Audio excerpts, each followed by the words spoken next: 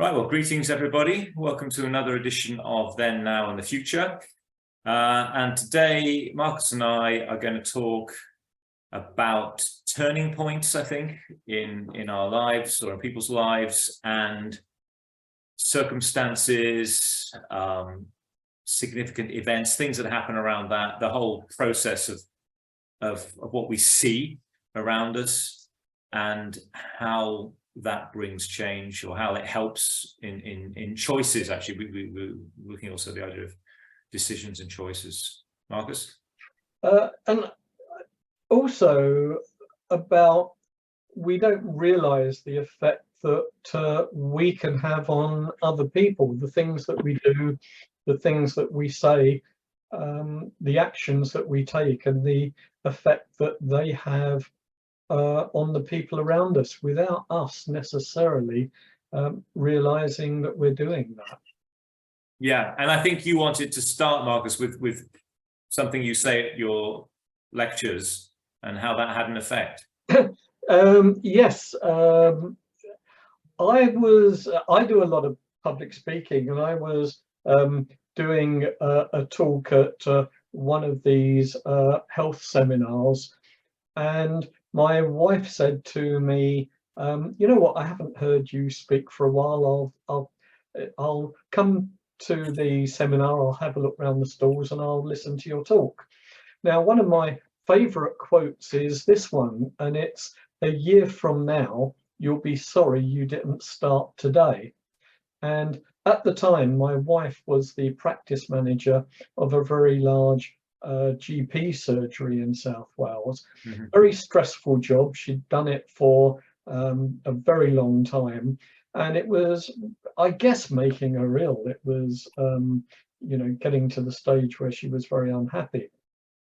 And about 2 weeks after I did that talk, my wife sat me down and said, "Marcus, we need to have a conversation." And immediately, as most husbands do, I thought, what have I done wrong? Yeah. She said, "It was only 2 weeks ago that I came to listen to your talk," she said, "but I can't get that quote out of my mind. A year from now, you'll be sorry you didn't start today." Now, at the time, she was also a volunteer counsellor for a cancer charity. And she said to me, "You know how unhappy I am at work.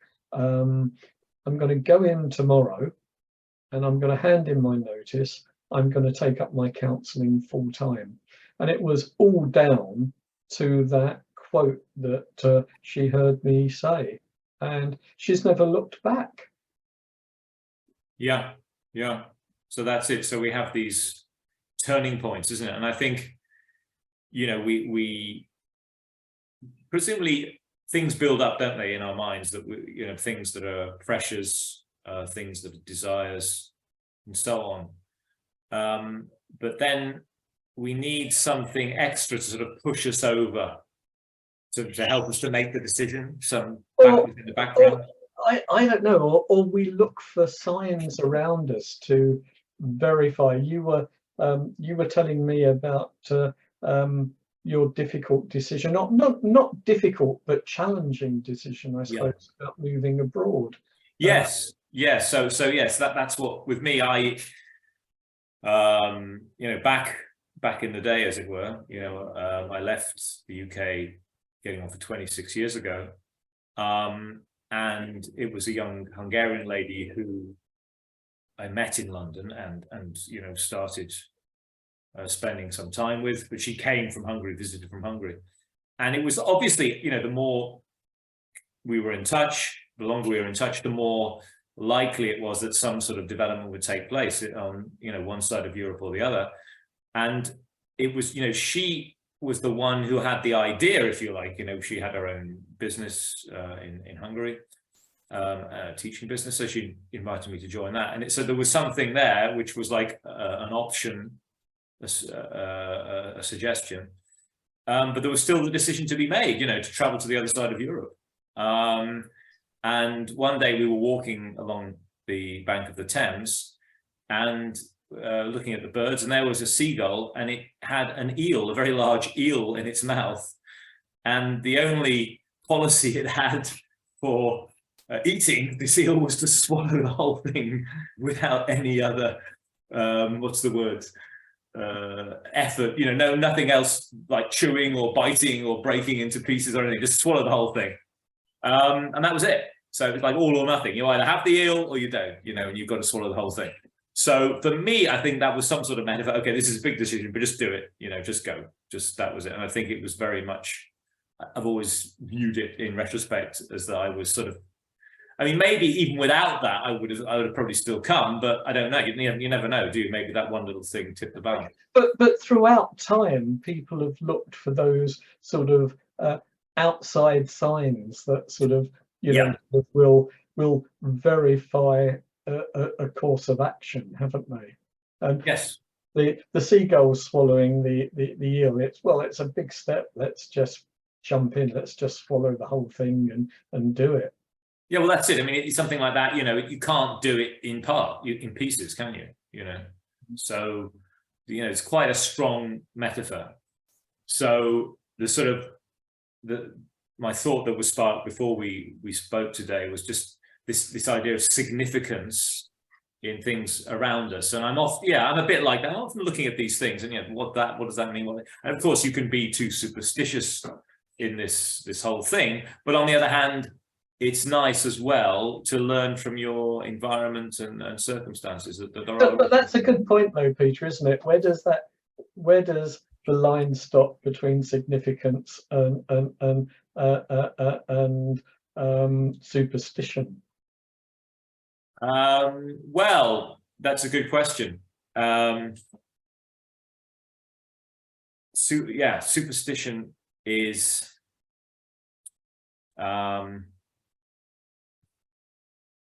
when you can't really, it's not part of a wider framework of understanding, I suppose. So, again, for me, that would sort of touch on sort of theological issues, really, putting in that framework. What do you think? Superstition, I think, is exactly that. Throwing salt over your shoulder, or not walking under a ladder, or not stepping on the cracks in the pavement. Those are things that are done for no obvious reason. I think the sort of signs that you're talking about are something that happens that has some sort of significance to something that's currently going on in your life. You had a big step to take. Yes. Yes, that's it. Seagull had a big decision to take that's right. To eat it or not eat it. So and I think there is a parallel to be drawn. That's right. And I think there's no abdication of responsibility involved. That's what I would say. A lot of superstition is about somehow abdicating responsibility. Like astrology, I would say, is superstition, because it's saying, well, because of this star pattern and because I was born then and blah, blah, blah, this happens. Okay. And I'll do this and I can't do much about it. So I think that, a lot of superstition is like that. Whereas it comes to, I think what we're going to talk about a bit later is this whole of human freedom, free will. And that's there. We have to believe in that thing. And then, we have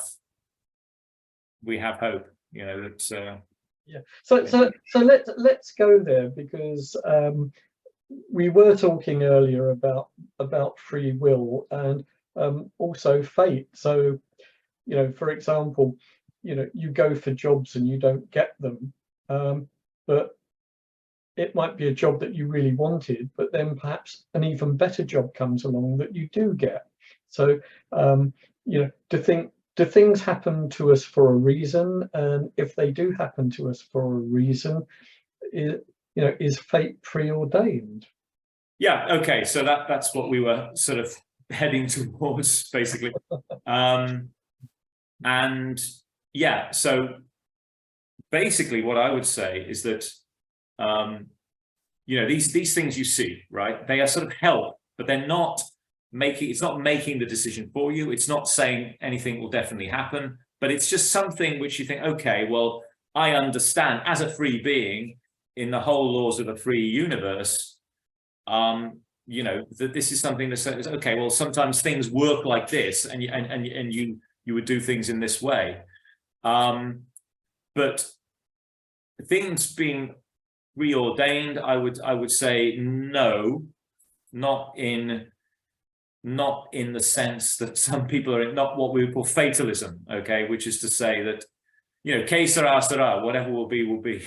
I always think that's the thing, a sort of summary of it. But that we have to, you know, react to our circumstances, and that there is new opportunities after each decision we make. So that providence, I mean, obviously this is getting a bit theological, but there is this providence that God provides opportunities which correspond to what we've already done, and which are shaped in a way to an extent by what we've done before. Okay, so if you're into things like the law of attraction, Yeah. and they say if you put it out there to the universe, it will come back to you. Yes. Where are you with things like that? Well,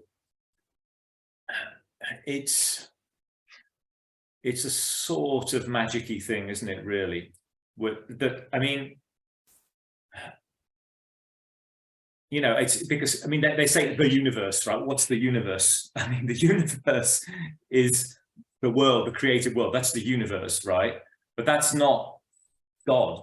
I mean, God is the maker. I mean, you know, coming back to Christian theology, we distinguish between God, who made things and is over and above the creation, right? So, and we believe in prayer, but we pray and God may or may not, you know, grant us our request according to, well, firstly, whether it seems good to do so for him, whether he thinks it's in our interest, but also whether perhaps we need to make an effort. I mean, just pray for something. It doesn't mean you don't have to make an effort to do it. And I think these people, I know this kind of thing, this kind of philosophy you mentioned, but I think even they would say you have to do something. Isn't that right? Yeah. I'm tempted to tell a joke, but knowing how religious jokes offend people, perhaps I won't. So let me put this to you. When I was at journalism college, our journalism lecturer was away one day, and another guy had to stand in for him, and he said, "I don't know where you are on your syllabus, so I'm just going to do some random stuff with you that's got nothing to do with journalism." And he was into things like self-hypnosis and what have you, and he spoke to us about that. But what he also said was, and I think there's a parallel with the book Think and Grow Rich in there. Yes. What he said was that every word that's spoken, every idea that's uttered, you know, every thought that you have that's vocalized, once you've said it, what happens to those words? They go out there into the ether. So he was saying that, if you like, there's this repository of thoughts, ideas, and all the rest of it that's out there in the ether that you can access, because something must happen to those words and thoughts and yes. stuff. Okay. Once, you know, where did they go? What happens to them? Right. So he was saying that you can sort of access that sort of stuff, you know, by asking the question. You know, I don't know. I'm not quite sure where I'm going with this, other than, you know, you were. Yes, I mean, well, it's interesting. You've raised a good, interesting topic, which is this whole thing of, I mean, this asking the universe. Is this The Secret, that book, yeah, and that could have connected? Yeah, that's right. And it's also based on Think and Grow Rich by Napoleon Hill, which is a very sort of famous book, and, you know, in many ways the Bible of the, you know, the coaching industry. Yes, the stuff in there now exists in training sessions and mastermind groups and all the rest of it. Yes. They all have their genesis in that book. And I suppose, I think where I was going with that was you were talking about praying and asking for things. Yes. And the opposite side of that coin, I suppose, is this idea that there is this repository of stuff out there that you can ask for help from. Yes. I mean, I think, again, so what I said about prayer, I think that's a basic truth, but I mean, ultimately, they say man proposes, God disposes. Okay. So, that you can ask for something which you may or may not get. But I think an important point to make alongside that is, well, what the message of Orthodox Christianity is that, well, there's something pretty important you should be focusing on. Okay, so whether you have a Mercedes or a Maserati or a Fiat or a Volvo or whatever you have, well, that's pretty secondary compared to what the center of the message is. And the center of the prayer is basically around the center of the message, which is to do with, spiritual reality and the world to come, beyond this world. That's what we're really interested in. And things have a completely different, if you're thinking about that, well, Mercedes or Trabant is largely irrelevant, So I think that's the perspective I would suggest in this matter, that probably we're over occupied with the wrong things. Right. Yeah. But it's still an interesting point, though, isn't it? That you're on the one hand you're praying for something, on the other hand you're asking for this ephemeral sort of repository of things for some sort of answer.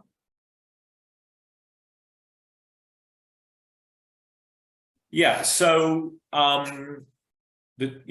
making choices is what we have to do, and that's coming back a bit. So we were talking about, okay, how we pray, looking for something from God, asking for something, or from whatever people refer to in that respect.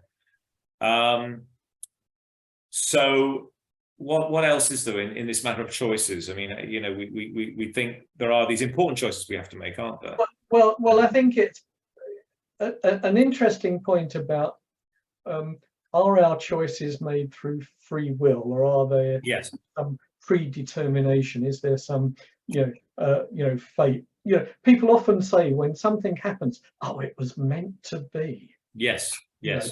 Well, if it was meant to be, then presumably we didn't really have to make any effort in order, to do that. I think I was saying sometimes you'll go for a job, you don't get it, but something better comes along. Now, is that fate, or is it meant to be, or is it just a random act? I think the best outcomes are the ones in the direction which our efforts take us, don't they? So that, if you broadly make an effort in one direction, you might not get the first job or even the second or the third that you apply for in that direction. But if you carry on in that direction, something will happen. You will get a job in that sphere, or you'll have your own business in that sphere, or something like that. So that's what I would say, is that, so momentary decisions could be fairly light thing, something instantaneously, which in itself is not a great effort. But we're making maybe decisions are more of a sort of long-term thing, and they take a bit more time, if you know what I mean. Okay. It's interesting because when I'm coaching clients, I say to them, for me, coaching isn't about massive light bulb moments. It's about tiny changes in perception. We're bombarded with so much information in the course of a day that we screen most of it out, and we only let in the bits that we recognize that that sit comfortably with us, either because of our upbringing or whatever it might be. But the minute that we connect with a new idea, or a new thought, or a new way of thinking, we open up a whole load of new receptors in our brain that lets in lots of other information. So the example I give, years ago, I was looking to buy a new car, I've got a friend who's a petrol head. I'm not really into all the different things. He suggested a specific make and model to me. Okay. And I said, okay, yeah, I don't know anything about it. I went to the local dealers, test drove that make and model, and I thought, wow, I really like this car. And I put a deposit down on it. Yes. The minute I did that, Yeah. I saw those cars everywhere. I'd been totally oblivious to them Yes. until Yes. that Yes. point, because they had no relevance to me. Yes. You know, the minute it became relevant to me, I thought, geez, everyone's got one. Yes. You know, Yes. I mean, and I think, it's like when you go to see a film, isn't it? And this is what happens to me if I watch a film about some historic thing. Then I'm immediately I go home. I'm looking up. Was the film true to life? And because you've seen something, that whole thing comes to life to you, isn't it? It's not until then. It's just something. Oh yeah, I know something about that at school. I heard blah blah. But when something like a film or some direct experience, it brings something to life for you. yeah, but in this debate about, is it fate or is it preordained? Yes. You were saying it all comes down to a matter of choice, and I think you're absolutely right. Once you've made a choice on a new way of thinking or a new idea or whatever, then lots of other opportunities start to open up in that direction. Yes. That wouldn't have opened up if you'd not even considered it. Yeah. Yeah. So sort of that's a sort of positive note on which to draw to a conclusion, isn't it? That the world is your oyster to a certain extent. Yeah, well, I think life is a constant opportunity of new paths to tread. If only we open ourselves up to some new ideas. Yeah, well, let's be open-minded and looking for a future with endless development. Absolutely. Well, Peter, as always, it's been absolutely fascinating. Thank you so much. Good to speak, Marcus, and look forward to the next one. Absolutely. Okay, and thanks to everybody for tuning in. See you next time.